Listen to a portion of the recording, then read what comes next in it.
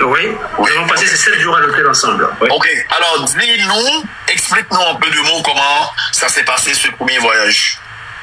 Oh, ce premier voyage, plus ou moins, a été mitigé. Hein. Ça a été mitigé d'un bilan. Mitigé, explique. Oui, mitigé d'un côté dispute. Ah oui, et aussi déjà d'un côté amour. Oui, dispute et aussi d'un côté amour passionnel. Ok, vous disputiez de quoi? Généralement, il y a eu dès la première prise de contact physique une incompatibilité de caractère. en fait. Ah oui? Non, d'humeur. Il y a une incompatibilité d'humeur. Parce que je veux comprendre. Ouais, il faut préciser que la bonne dame en question est une personne à caractère fort. C'est une personne à caractère fort, c'est une personne assez gentille d'intérieur, oui, gentille d'intérieur, douce d'intérieur, mais c'est difficile. C'est très difficile. Difficile comment? Parce que je veux comprendre. La cohabitation avec elle est difficile, il faut être vrai. Ah oui? Ah oui? Mais la cohabitation avec elle est difficile. Il m'a fallu beaucoup tolérer tellement de choses. Comme quoi? Il m'a fallu pardonner beaucoup de choses. Comme quoi, par exemple? Tantôt, ça peut s'emporter pour rien. Ah oui? Ça peut vouloir faire... Oui, ça peut lever... Ça peut faire un scandale à tout bout de champ. Ah oui?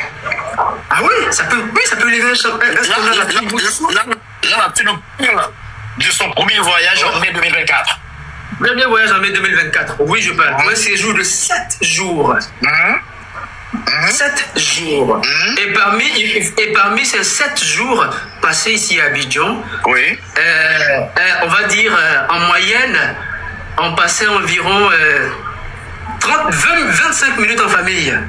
Pour dire qu'on n'était pas en famille en fait. C'était pas ça cet amour en fait. Vous comprenez? Quand je dis c'était pas ça cet amour, d'abord, pour avoir parcouru un si long trajet, venir jusque dans un pays inconnu, rencontrer un inconnu qui est de confession musulmane, n'est-ce pas? Et d'appartenance islamique. Vous comprenez? Alors, déjà, chez nous, ce qui compte le plus, c'est la chaleur humaine. Quand tu viens chez un inconnu, passe plus de temps avec sa famille, imprègne-toi de son quotidien. Familiarise-toi plus avec ses habitudes. Ok. Alors, comment ta famille l'a reçu, l'a accueilli? C'était un bon accueil? Est-ce que ta famille était sceptique à la venue de cet étranger? Ouais, ma famille était positivement réceptive. La famille l'a très bien accueillie, il faut dire, au point d'avoir cuisiné pour elle. Ah oui? À plusieurs reprises. Et elle a aimé? Oui, elle a aimé? C'est sur cette même table qu'on a mangé, là où je suis assis. Ok. Vous comprenez? Voilà. Donc, il faut dire que la famille l'a accepté sans aucune inquiétude, parce que moi, je les avais déjà rassurés de la bonne foi de cette bonne dame, qui était de vouloir être mon épouse. Elle voulait être ton épouse. On va arriver là, mais on va laisser encore un petit peu au début de cette relation. Donc là, maintenant, tu nous expliques son premier voyage, comment ça s'est passé, son comportement. Donc tu nous dis que c'est une femme difficile par rapport à son tempérament, son caractère. Mais comment, pendant ces 7 jours, comment tu as vécu ça? Dis-nous. Comment j'ai vécu ça? Il faut dire que ça a été vraiment pas facile pour moi.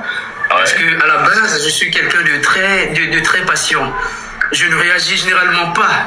Et à plus forte raison, lorsque tu es avec une femme qui ne partage pas tes traditions ou encore tes habitudes, il faut faire preuve de beaucoup de patience. Et c'est ce que j'ai fait.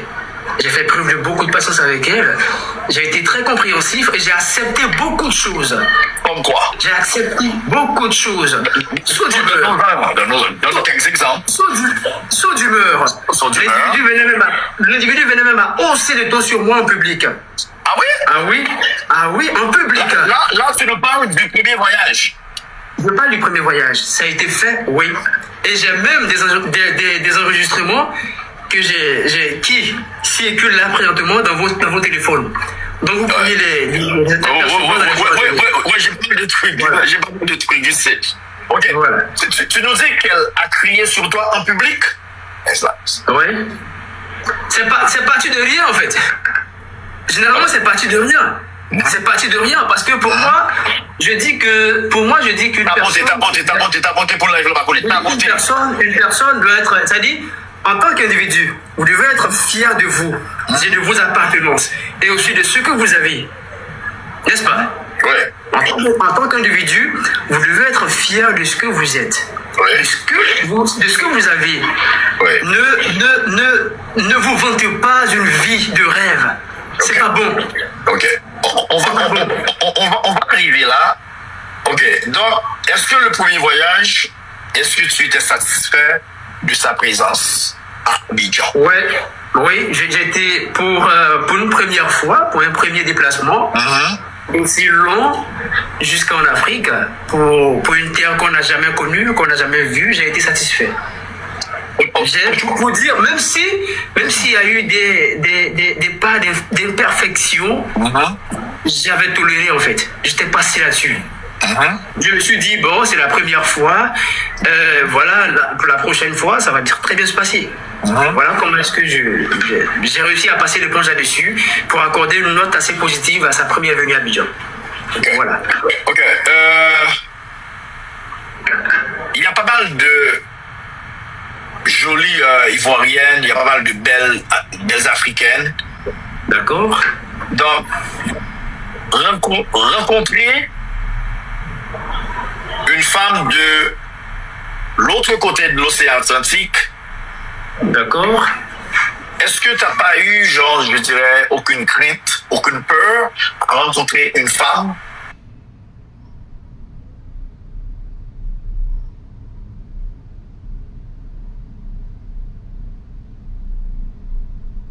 Pas du tout, j'ai pas eu peur. Parce que je dis qu'en amour, quand on aime, on est prêt à tout pour la personne avec qui on veut être en question. Je me suis vertué à ce qu'elle passe un très beau séjour à Abidjan. Je me suis vertué à ce qu'elle partage également de très bons moments à m'accompagner. Et si j'ai pas eu peur de l'avoir à mes côtés. Ok, malgré ses sauts d'humeur, malgré elle a crié sur toi en public, malgré sa foi qui est totalement différente de la tienne. Donc, est-ce que après son départ, tu voulais continuer avec la relation, tu voulais genre mettre un terme? Bien sûr, je voulais continuer la relation, bien que cela m'ait laissé un goût amer pour son départ du premier voyage. C'est vrai, j'avais oublié du coup certaines choses. Mais quand même, je me suis dit que avec le temps, on allait s'y habituer l'un vers l'autre. On allait quand même pouvoir franchir certains caps. Okay. Mais les Haïtiens, pas mal de gens, nous autres, moi également, on avait l'habitude de voir un tas de photos, un tas de vidéos, toi et elle. C'est comme, vous étiez comme follement amoureux l'un l'autre. Est-ce que c'était vraiment l'amour ou c'était juste une façade? Alors, la question est un peu délicate, il faut le dire. Pour moi, c'était l'amour. Mais à un moment donné, il faut dire que cet amour-là me consumait à petit feu. Comment ça? Cet amour-là me consumait à petit feu. Pour dire son côté insécure. À vouloir tout le temps m'exposer, à vouloir tout le temps vanter mes qualités, me vanter. À un moment donné, ça devenait amer. À un moment donné, ça devenait amer. Je l'ai plusieurs fois interpellé. Comme quoi, il fallait beaucoup faire attention. Il faut beaucoup faire attention. Non, mais pourquoi tu ne voulais pas? Est-ce que... Non, alors, attends. Pourquoi tu ne voulais pas? Est-ce que tu sortais avec d'autres femmes? Est-ce que tu courtisais d'autres femmes? Est-ce que tu ne voulais pas que d'autres femmes te voient avec celle-là? Mais pourquoi tu ne voulais pas? Pourquoi? Ouais, d'abord, je ne courtisais pas d'autres femmes. Je n'étais pas avec d'autres femmes non plus également. Je m'étais entièrement investi en elle, sentimentalement. Et elle peut en témoigner. Parce que je lui ai dit, c'est vrai, on n'a pas les mêmes habitudes.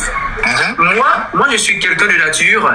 Lorsque j'entame une quelconque relation amoureuse, je n'expose pas ma vie privée sur les réseaux sociaux. Jamais. Pourquoi? Jamais. Pourquoi? Non, je fais pas ça.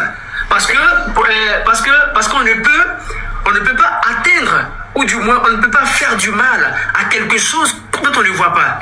Je suis d'accord. C'est aussi ma philosophie. Ouais.